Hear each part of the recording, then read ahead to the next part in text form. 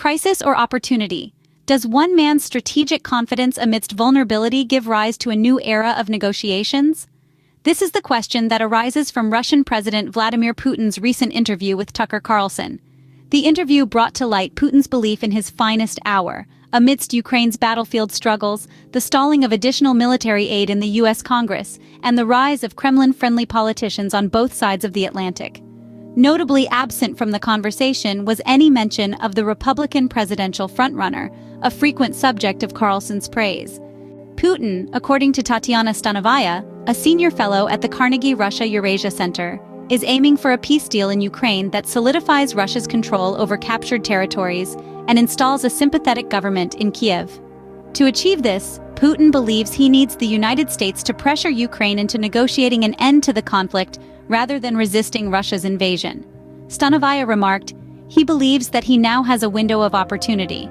Throughout the interview, Putin reiterated his belief that the war would end through diplomacy, insisting that the United States cease sending military aid to Ukraine and persuade its leaders to engage in negotiations.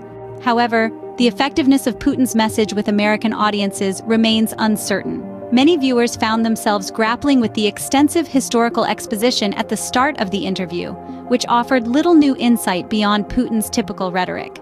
His discussions on topics like the Grand Duchy of Lithuania and the spread of Christianity in Eastern Europe served to justify his territorial claims in Ukraine.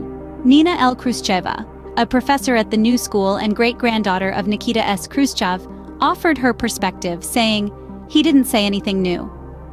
While Russian audiences may be accustomed to his historical narratives, she noted that American viewers might find the prolonged historical discourse overwhelming. In conclusion, Putin's interview with Carlson has opened a window into his strategic thinking and his belief in the power of diplomacy over military might. However, his extensive use of historical narratives to justify his territorial claims may have left some American viewers struggling to grasp his message. The effectiveness of Putin's call for negotiations over military aid will be seen in the coming months, and the world watches with bated breath.